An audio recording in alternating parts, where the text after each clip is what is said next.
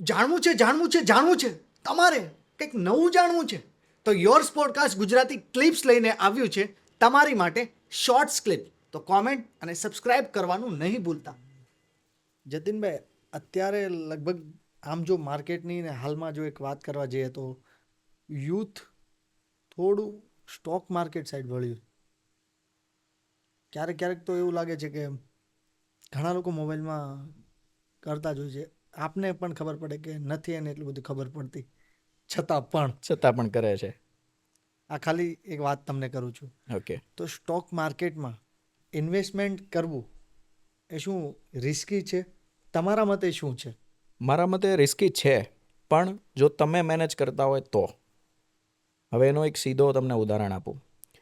સેબી જે માર્કેટની રેગ્યુલેટર છે, સ્ટોક માર્કેટની રેગ્યુલેટ કરતી ગવર્મેન્ટની બોડી છે સેબી, એનું એવું સ્ટેટમેન્ટ છે કે 90% of the traders R making losses. એટલે કે 90% જે ટ્રેડિંગ કરે છે માર્કેટની અંદર એ લોસમાં છે. હવે 90%? 90% ટ્રેડર્સ આર મેકિંગ લોસ. અને એવું એની ઓફિશિયલ સ્ટેટમેન્ટ છે સેબીનું જ. એ એટલા માટે છે કે લોકો અવેર થાય એ વસ્તુથી કે ટ્રેડિંગ્સ ઇઝ નોટ અ ઓપ્શન્સ. તમને આવડે છે, તમે 100% એમાં શીખેલા છો, તમે 2-3 વર્ષ 5 વર્ષનો એક્સપિરિયન્સ લીધેલો છે અને પછી તમે કરો છો, ઇટ્સ ઓકે. અને પછી પણ એવા ચાન્સીસ નથી કે તમે કમાઈ શકો. હવે હું તમને એમ કહું કે ભાઈ તમે કોઈ જગ્યાએ પ્રોપર્ટી લીધી, આજે લીધી અને કાલે 1 લાખ રૂપિયા બહુ સારી પ્રોપર્ટી છે અને બહુ સારો ભાવ આવે એમ છે 5-10 વર્ષમાં, બરાબર? અને હું તમને એમ કહું કે ભાઈ કાલે વેચી દો, લાખ રૂપિયા તમને મળે છે, તો તમે વેચી દેશો? ના વેચી શકો ને.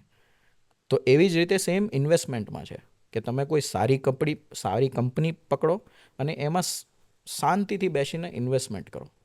એને લોકોને અત્યારે કેવું છે કે ડેટા છે ને એક અમુક વાર છે ને પ્રોબ્લેમ્સ બી ક્રિએટ કરે.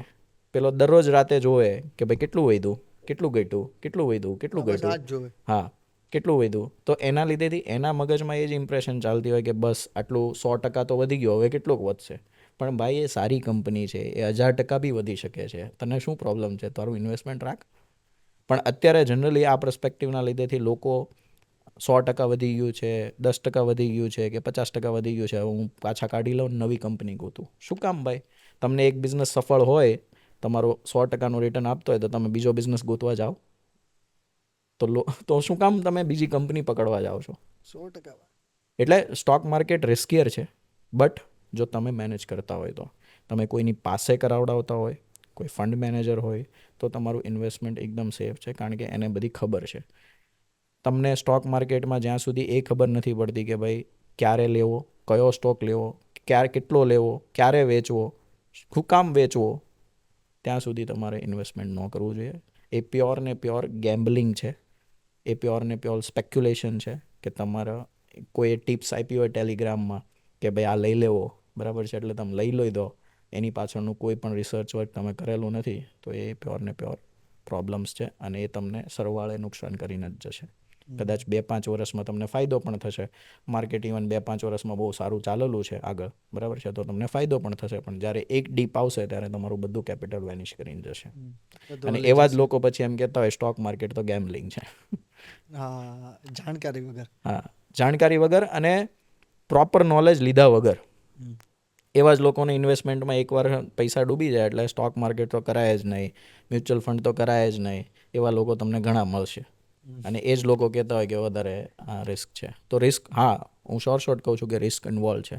અને each and every advertisement, each and every concept, બધામાં જ છેલ્લે એ લખેલું જ આવે છે કે investment is subject to market risk.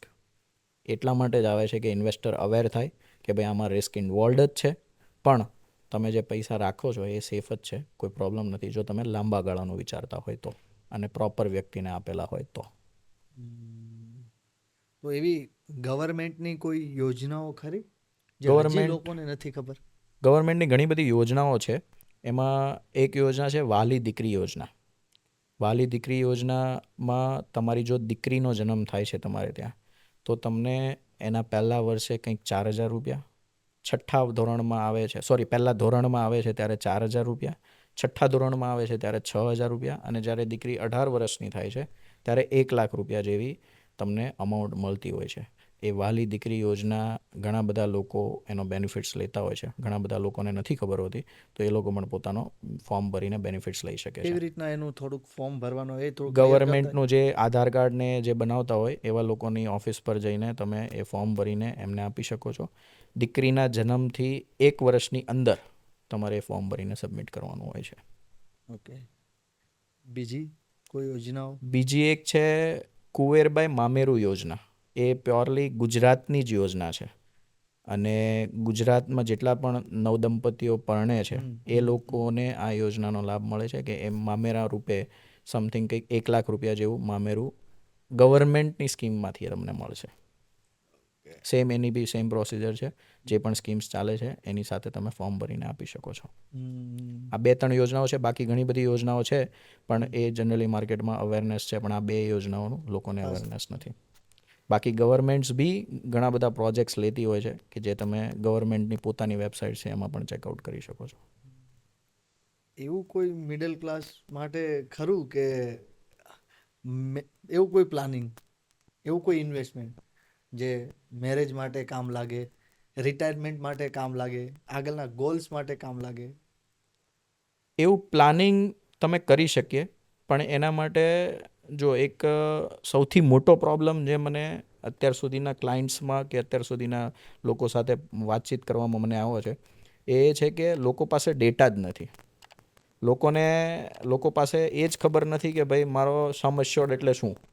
Sum assured એટલે કે તમે ધારો કે લાઈફ ઇન્સ્યોરન્સ લો છો તો તમારી ધારો કે ડેથ થાય છે તો તમારા કેટલા રૂપિયા તમારા ફેમિલીને મળશે, એને સમ અશ્યોર્ડ કહેવાય.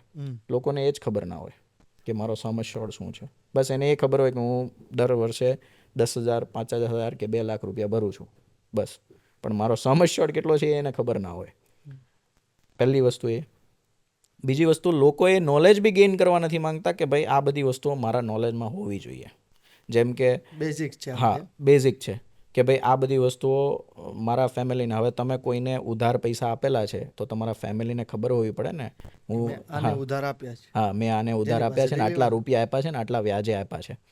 તો તમારા ફેમિલીને ખબર નથી. તમે આજે ઉધાર આપ્યા છે, બરાબર છે, અને કદાચ વર્ષ દિવસની અંદર કંઈ પણ અનબનાવ બની ગયો તો પછી એનું શું? લોકો એ અવેર કરવા બી નથી માંગતા. ઇવન મેં તો એવા પણ લોકો જોયેલા છે કે ઘરના સદસ્યોને લોકર ક્યાં છે ને એ પણ નહીં ખબર હોય.